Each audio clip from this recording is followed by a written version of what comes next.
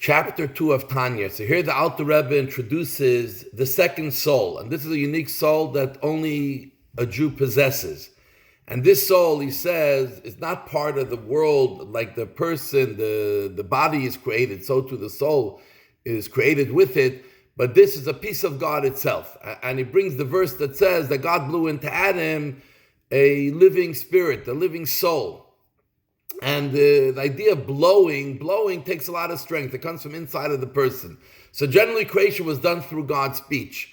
But when it comes to the soul, the unique soul, the second soul the Jews have, is like it's blown from somewhere inward. And here we say it comes from the thought of God. Just like in the real world, in the physical world, a parent, a man and woman can give birth to a child through the seed and the egg. The seed begins, it emanates from the thought of the person. It starts from his thought, and then it comes down to become physically a seed. So too the souls of the Jewish people come from the thought of God, from the innermost part of God. And the thought of God is one with God, because unlike a human being, us, our brain is a component of ourselves. It's not us. We have many parts to ourselves. The knowledge that we have is separate than ourselves. By God, it says his thought and himself is one. So if we come from God's thought, we come from the innermost part of God. And that's why it says about Jews, the B'ni B'chori Yisrael, we are God's children, his only child, his oldest child. We are God's children because we come from God's thought. And obviously, it's impossible for us to fully comprehend and understand how the thought and the essence of God is one, but that's the way it really is. Now, if we all come from such a high place, how come there are differences between souls, both in many generations, earlier generations, the great forefathers, and Moshe Rabbeinu, many other great people, and even within every generation, we have the leaders of the generation, the righteous people of the generation, then you have the simple people of the generation. How is it that there's such a difference between souls, seemingly, when we all come from the same place? So again, he compares it to understanding how a seed and egg, how it develops into a person.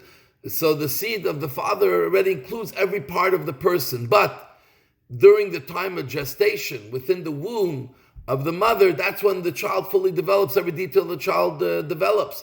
And even the toenail is connected ultimately to the brain and ultimately comes from the thought and the essential seed of the father. Even though in the body the toenail is much more distant and feels much less life than the brain and the heart and other very important organs. So too, in essence, in our root, we are all the same.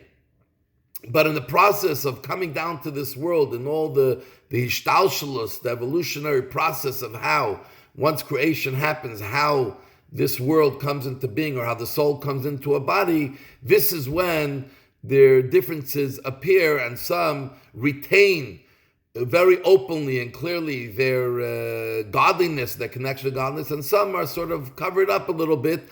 And that is why it's so important that we have to connect to tzaddikim, or ledafka, you have to cleave to tzaddikim, because when we cleave to tzaddikim by people, through who their soul is in a revealed way, if they feel the godliness in their life. So even us, that's how we awaken and feel the godliness of who we are and our soul, its root level, that we are all really the same. Now, you may ask, why is it that we find, if everything is already decided from above, how the soul, where the soul comes from, and how the soul comes into the body, the process that goes in the body, where some it's still in a very revealed sense, and some it's a little more hidden.